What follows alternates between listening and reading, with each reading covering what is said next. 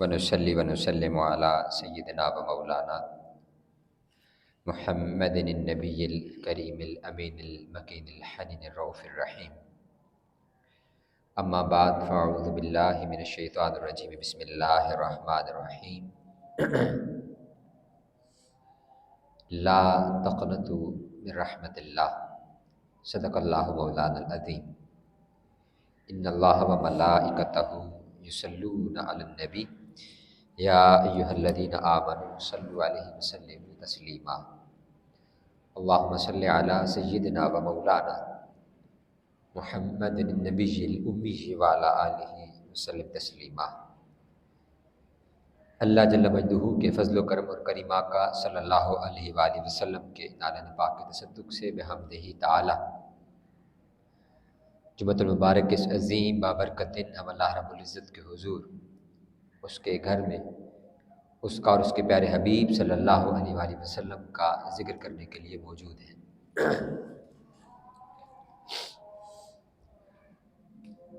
اسلامی سال کا انتہائی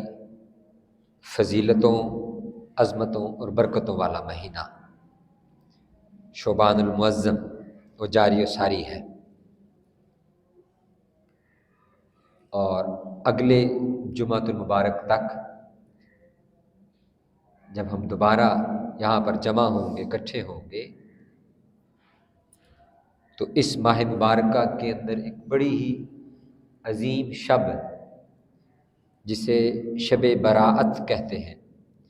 نجات کی، مغفرت کی اور بخشش کی رات وہ آ چکی ہوگی.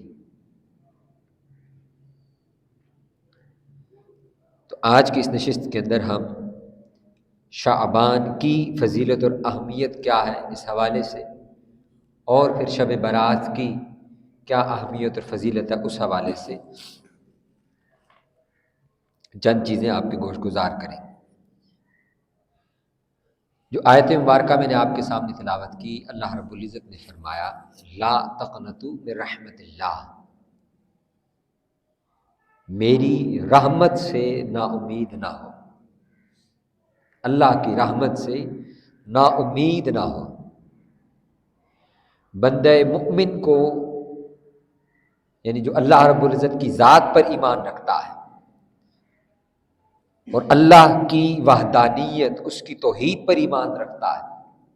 اس کے لیے اللہ رب العزت یہ بات ارشاد فرما رہا ہے کہ وہ ہر حال میں اللہ کی بارگاہ سے رحمت کی امید رکھے اور اس کی رحمت سے کبھی مایوس نہ ہو. بھئی کیوں مایوس نہ ہو؟ اس لیے مایوس نہ ہو کہ وَمَا أَرْسَلْنَاكَ إِلَّا رَحْمَةً لِلْعَالَمِينَ، اللہ رب العزت نے اپنی جو اس کی رحمت کا مظہر ہے اور مجسم ہے، اس کا محبوب صلی اللہ علیہ وسلم، اس کو سارے جہانوں کے لیے رحمت بنا کے اس نے مبعوث فرما دیا ہے.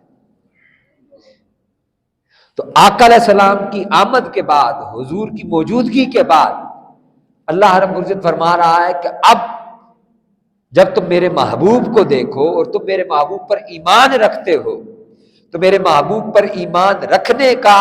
تقاضا یہ ہے کہ تم میری بارگاہ سے بھی رحمت کی ہمیشہ امید رکھو. یہ آقا علیہ السلام کی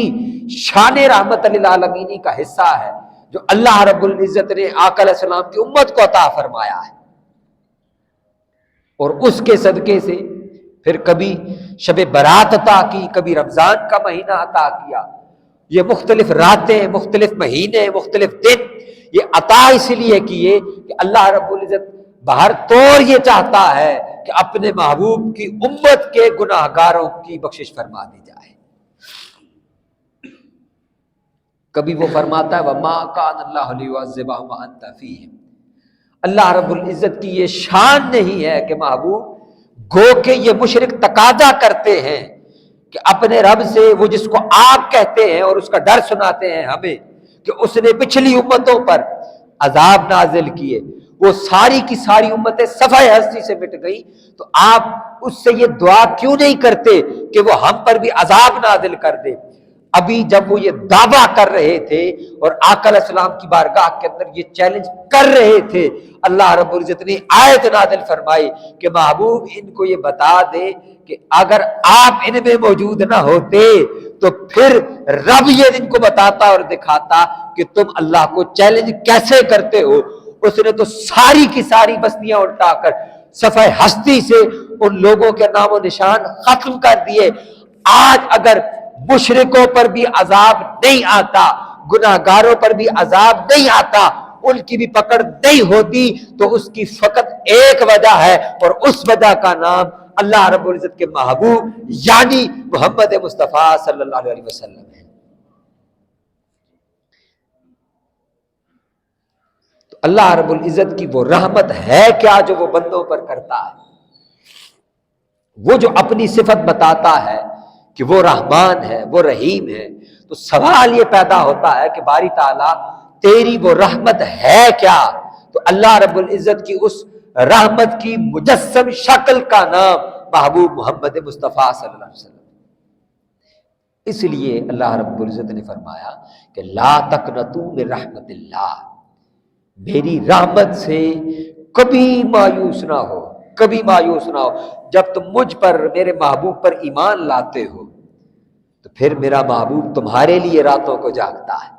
وہ تمہارے لیے بخشش طلب کرتا ہے، وہ تمہارے لیے مغفرت طلب کرتا ہے، وہ تو 3 دن تک اس حال میں سجدہ میں رہتا ہے کہ باری تعالیٰ میری امت کا غم مجھ سے دور فرما دے۔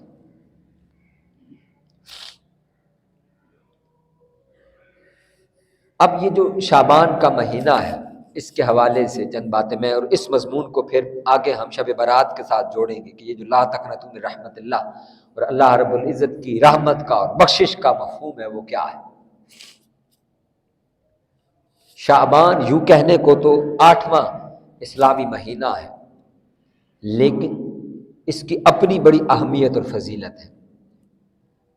حضرت انس رضی اللہ تعالیٰ عنہ آپ فرماتے ہیں کہ جب بھی آقا علیہ السلام اکثر یہ دعا فرمایا کرتے کہ اللہم بارک لنا فی رجب و شعبان و بلغنا رمضان، کہ باری تعالیٰ ہمارے رجب میں اور ہمارے شعبان میں برکت عطا فرما اور خیر و عافیت کے ساتھ ہمیں رمضان تک پہنچا۔ پھر اسی طرح شعبان لفظ کی جو وجہ تسمیہ ہے وہ بھی کیونکہ یہ لفظ شعب سے ہے، اور شعب کا معنی وہ اجتماع ہے، اجتماع، اکٹھا ہونا۔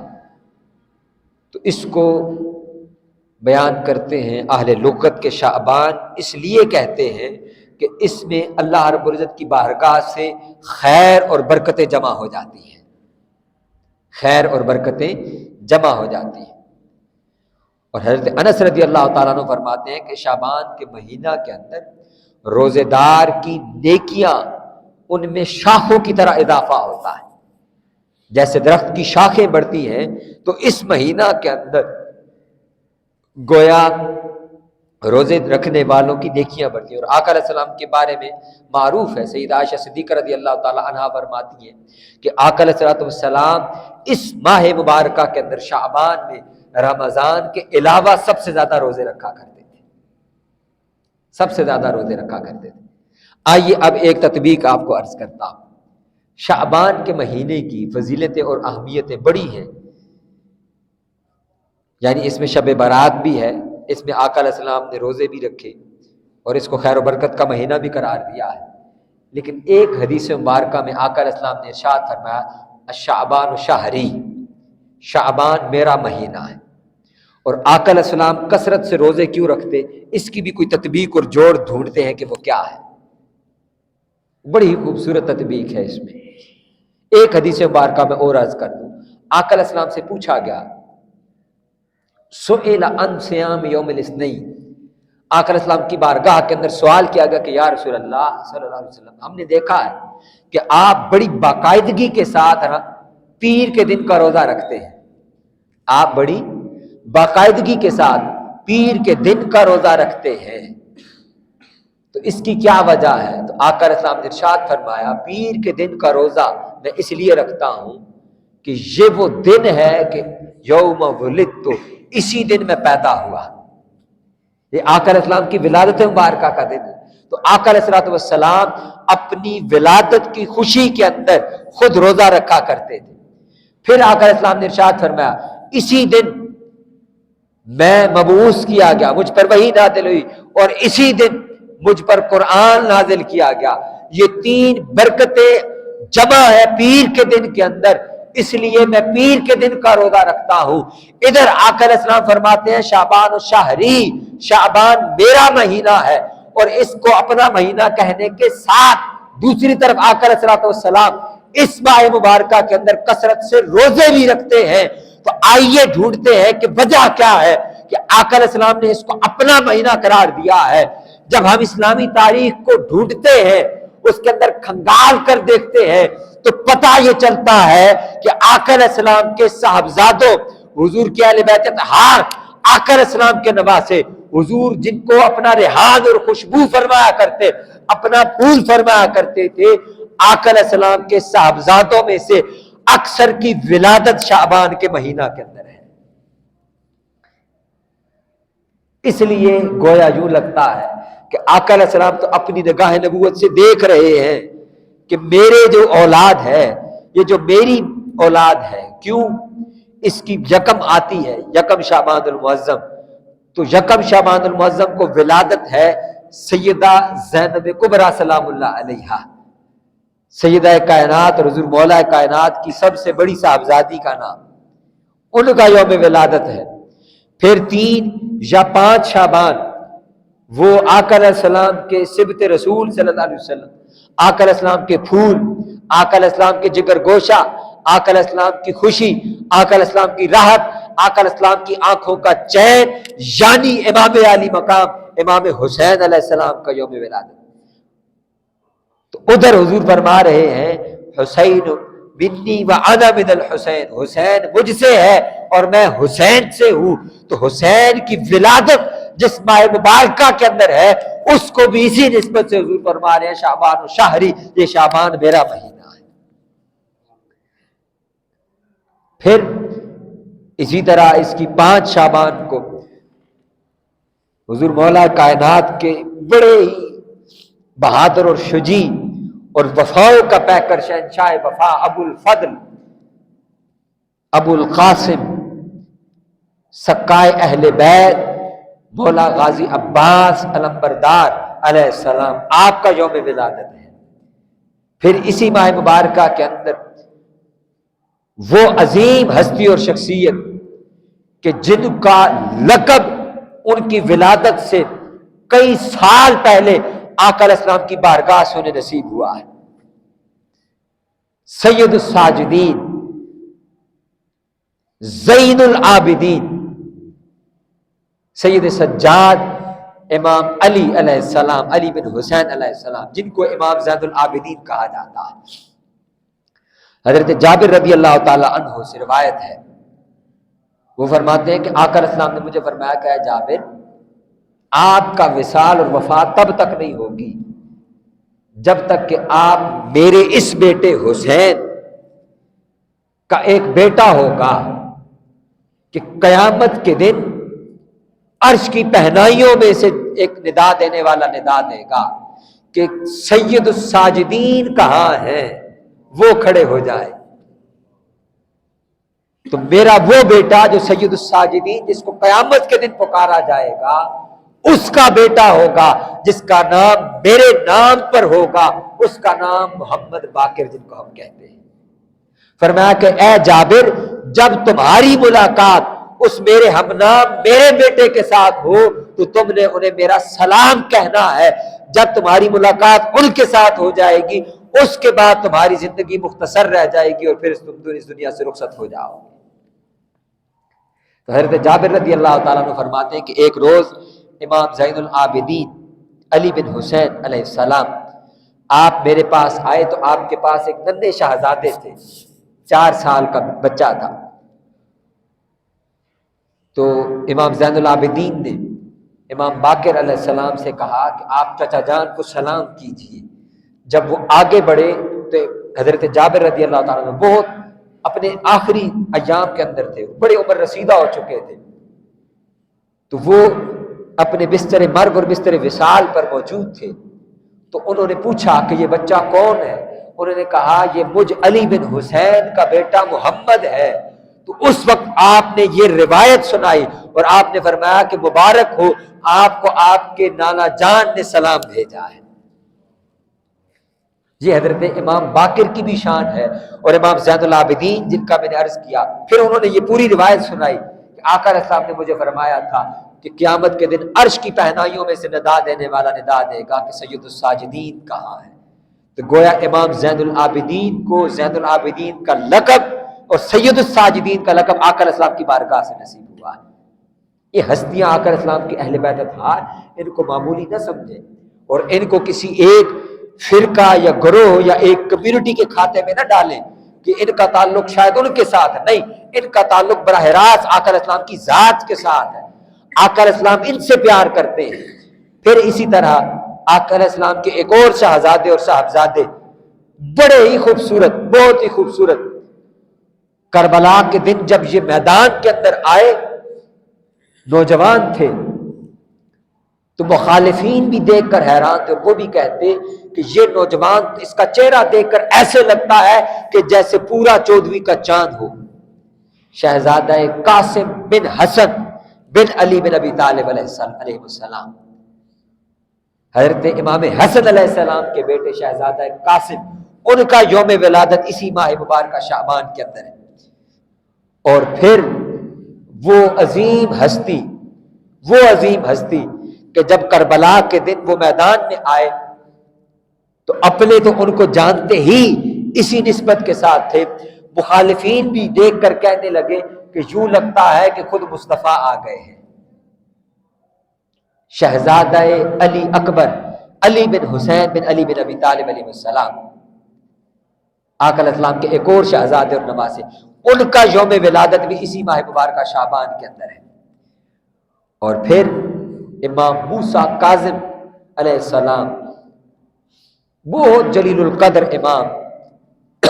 اور امام جعفر الصادق علیہ السلام کے صاحبزادے،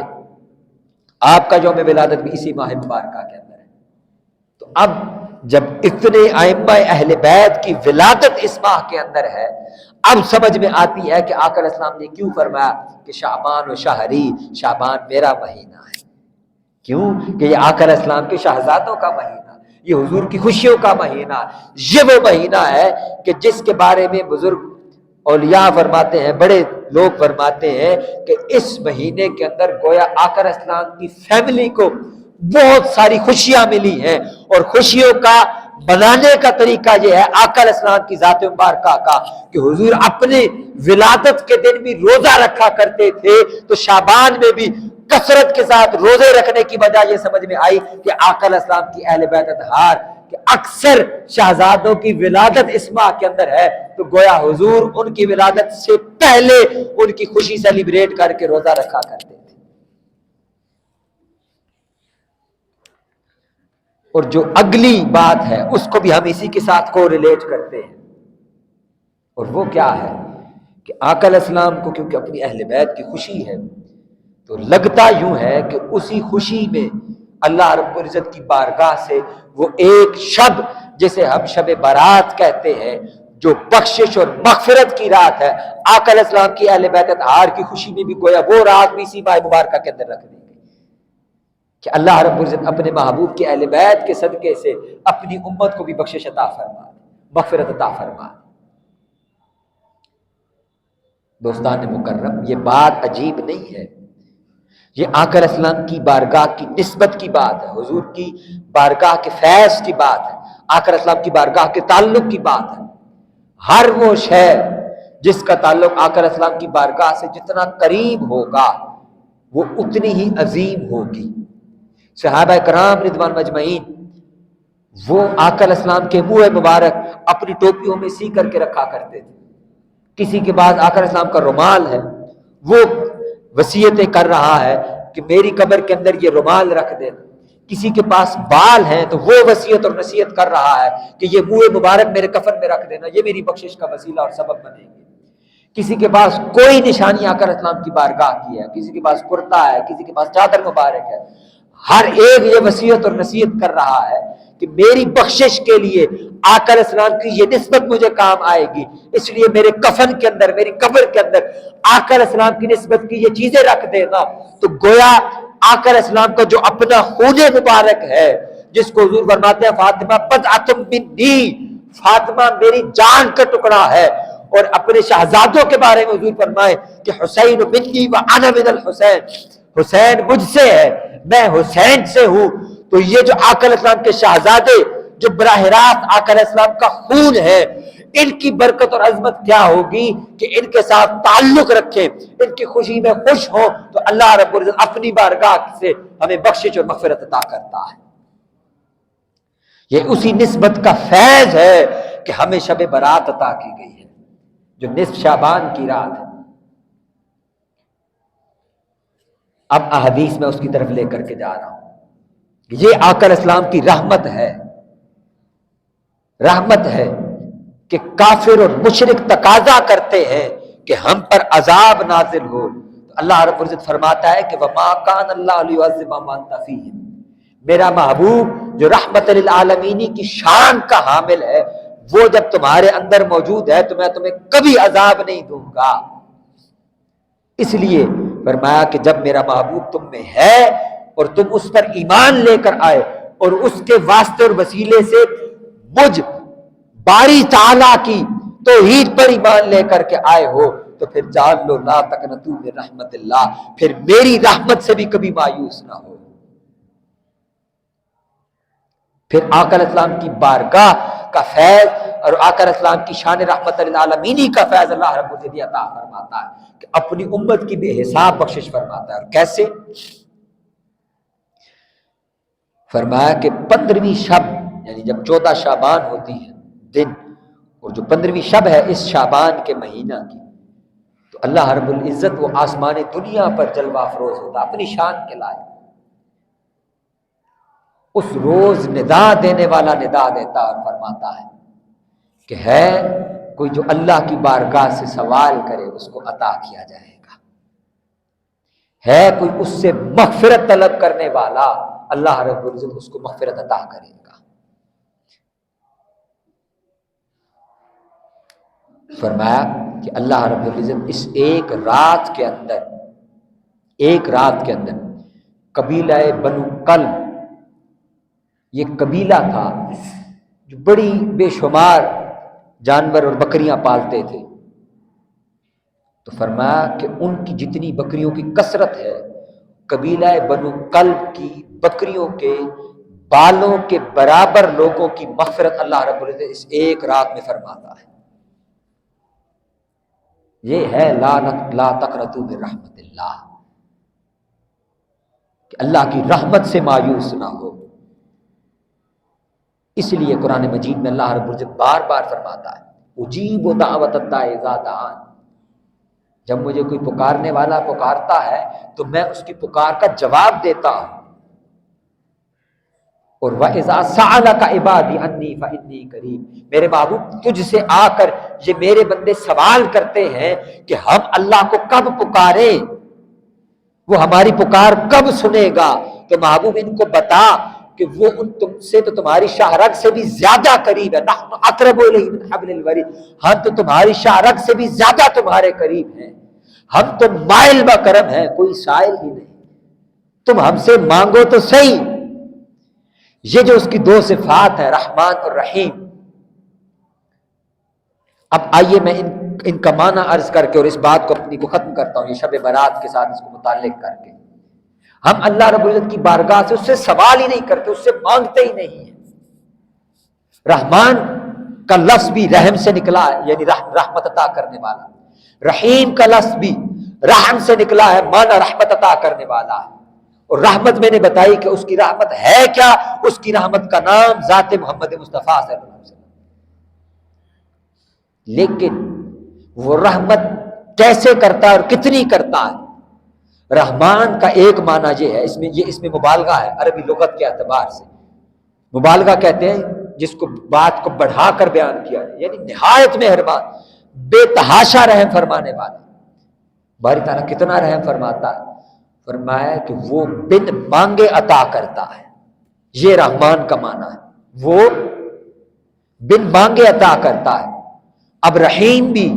رحم سے ہی ہے، اور یہ بھی مبالغہ کا صیغہ ہے، تو رحمان اور رحیم میں فرق کیا ہے؟ فرمایا رحیم کا معنی یہ ہے اگر کوئی اس سے نہ مانگے تو وہ اس بات پر ناراض ہوتا ہے کہ انہوں نے مجھ سے مانگا کیوں نہیں ہے۔ اتنی اس کی بڑی شان رحیمی ہے، اتنی شان رحیمی ہے کہ وہ اس بات پہ ناراض ہوتا ہے کہ تم مجھ سے مانگتے کیوں نہیں ہو، میں تو تمہیں عطا کرنے والا ہوں، تمہیں بخشش عطا کرنے والا ہوں، مغفرت عطا کرنے والا ہوں۔ ایک شب ایسی رکھ دی ہے کہ اس ایک شب کے اندر اپنی محبوب کے صدقے، اس کی اہل بیت اطہار کے صدقے سے بے حساب بخشش عطا کرتا ہوں، لیکن تم میری بارگاہ کے اندر آ کے سجدہ کر کے مجھ سے سوال تو کرو، مجھ سے مانگو تو صحیح، تم آ کر مجھ سے مانگتے ہی نہیں۔ ہم دنیا کے در در کی ٹھوکریں کھاتے ہیں، ہم یہاں کسی کو بڑا سمجھ کر اس کے پاس جاتے ہیں، ہم نے یہاں بت پال رکھے ہیں اپنے ہاں، ہم کسی کو MNA، کسی کو ملک، کسی کو چودھری، اور یہ سمجھتے ہیں کہ ان کے پاس جائیں گے تو ہمیں کچھ ملے گا۔ ان کے پاس جانے سے پہلے یہاں آؤ اور اللہ کی بارگاہ کے اندر جھک کر اس سے سوال کرو، اور پھر دیکھو کہ وہ کیسے اپنے خزانہ غیبی سے تمہاری امداد پیدا کرتا ہے۔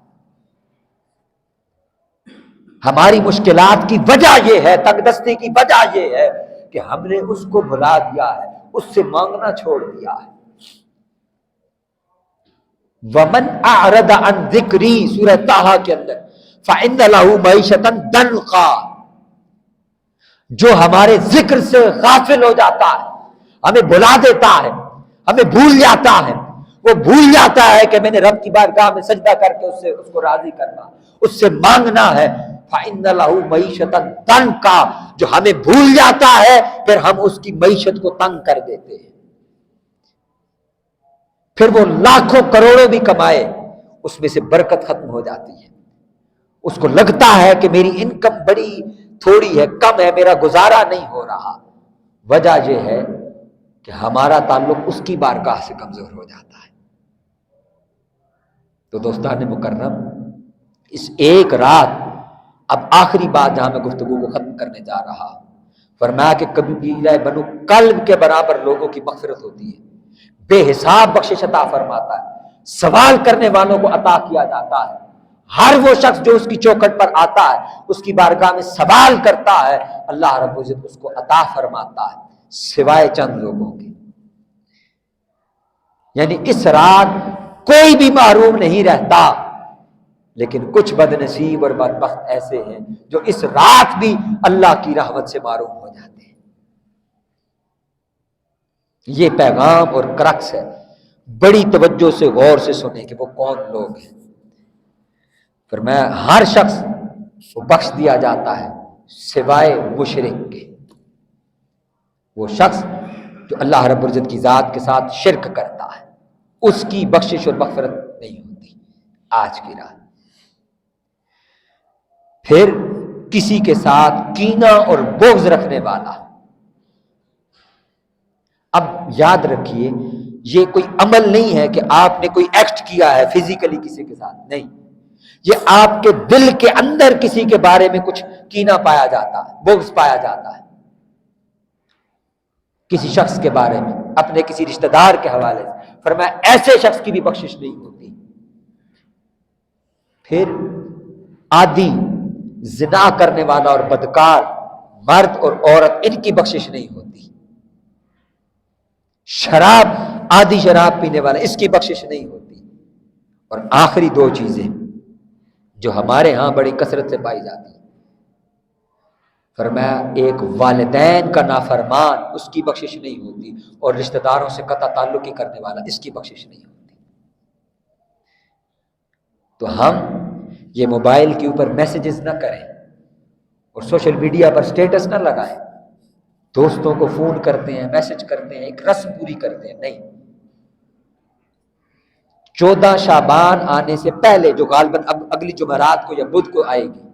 اس سے پہلے جن رشتہ داروں کے ساتھ جس وجہ سے بھی کوئی بھی ان کے ساتھ لڑائی جھگڑا ہے، کوئی ناراضگی ہے، اس کو ختم کریں، اور اللہ کی رضا کی خاطر۔ اللہ رب العزت کی بارگاہ سے ہمیں بخشش ملے۔ یہ دنیا کے معاملات ہیں، یہ یہیں پر رہ جانے ہیں۔ کوئی جائیداد کا مسئلہ ہے، کوئی پیسوں کا مسئلہ ہے، کوئی لین دین کا پرابلم ہے، کوئی شادی بیاہ کا مسئلہ ہے، کوئی اور وجہ ہے، یہ سارے معاملات یہاں اس دنیا کے اوپر مٹی سے اوپر رہ جانے، 6 فٹ نیچے ان کا کوئی تعلق نہیں۔ ان کا تعلق اتنا ہے کہ رشتہ داروں کو ناراض کر کے آیا ہے تو پھر اس شخص کی بخشش تب تک لٹکی رہے گی تب تک کہ وہ معاف کرنے والا خود معاف نہ فرما دے۔ اور اگر والدین کے ساتھ کبھی ہم نے کوئی کمی بیشی کی ہے تو ان کے پاؤں پکڑ کر ان کے پاس جائیں، ان سے معافی مانگیں۔ ہر وہ شخص جس کو رزق کی تنگی کا خیال ہے کہ میرا رزق تنگ ہے، میری معیشت، میرا روزگار، اس میں برکت نہیں، کمی ہے، اس کا ایک واحد نسخہ ہے، ایک واحد نسخہ، وہ اپنے والدین کو راضی کرنا۔ کسی پیر فقیر کے پاس جانے کی کوئی ضرورت نہیں، کسی سے تعویذ لینے کی کوئی ضرورت نہیں۔ سب سے بڑا تعویذ، سب سے بڑا وظیفہ وہ ایک ہی ہے، رزق کی برکت کا۔ ہر وہ شخص جو اپنے حوالے سے، اپنی اولاد کے رزق کے حوالے سے تنگ ہے اور پریشان ہے، اس کا ایک ہی واحد وظیفہ ہے کہ جائے اپنے والدین کو راضی کرے، ان سے معافی مانگے، ان کی خدمت کرنا شروع کرے۔ اور یہ آقا علیہ السلام کی بارگاہ سے عطا کیا، حضور نے خود ارشاد فرمایا کہ وہ شخص جو رشتہ داروں کے ساتھ تعلق اچھا بنائے اور اپنے والدین کے ساتھ اس سلوک کرتا ہے، اللہ رب العزت اس کے رزق میں برکت عطا فرماتا ہے۔ اور آج کی شب کے حوالے سے میں نے عرض کر دیا کہ 15ویں شب بھی صرف وہ شخص محروم رہ جاتا ہے کہ جو اپنے رشتہ داروں سے قطع تعلق ہی کرتا ہے، والدین کی نافرمانی کرتا ہے، ان کا حکم نہیں مانتا، اپنی انائیں، اپنی آکڑ، اپنی بڑائی، اپنی ملک گیری، اپنی چودھری گیری، اپنی ذات، اس سب کو پشت پسے پشت ڈال دیں۔ کیوں؟ آقا علیہ السلام کا فرمان۔ اور آقا علیہ السلام کون؟ وما ارسلناک الا رحمۃ للعالمین، جن کی رحمت کے صدقے سے ہمیں بخشش عطا ہونی۔ تو حضور فرما رہے ہیں کہ اے میرے غلاموں، اگر اللہ کی بارگاہ سے بخشش چاہتے ہو تو اپنے والدین کو اور اپنے رشتہ داروں کو راضی کر لو۔ ایک صحابی حضور کی بارگاہ میں عرض کیا، یا رسول اللہ، میرے رشتہ دار میرے ساتھ اچھا سلوک نہیں کرتے۔ حضور نے فرمایا تم پھر بھی ان کے ساتھ حسن سلوک کرو، اللہ پاک تمہیں اپنی بارگاہ سے اجر عطا فرمائے گا۔ اور ایک نہیں، اگر کسی کے والدین حیات نہیں ہیں، اللہ پاک باقی جن کی حیات اور صحت و عافیت کے ساتھ زندہ رکھے اور ہمیں ان کی خدمت کی توفیق عطا فرمائے۔ صحابی نے عرض کیا، یا رسول اللہ، میں نے بڑا کبیرہ گناہ کر دیا ہے، اس کی معافی کی کیا صورت ہو سکتی ہے؟ اب آقا علیہ السلام کی بارگاہ میں آقا علیہ السلام یہ فرما دیتے کہ اللہ کی بارگاہ میں توبہ کرو، اللہ بخش دے گا۔ آقا علیہ السلام نے ارشاد فرمایا تمہاری اگر والدہ حیات ہیں تو ان کی خدمت کرو، ان کی خدمت کے صلے میں اللہ رب العزت تمہارے کبیرہ گناہوں کو معاف فرما دے گا۔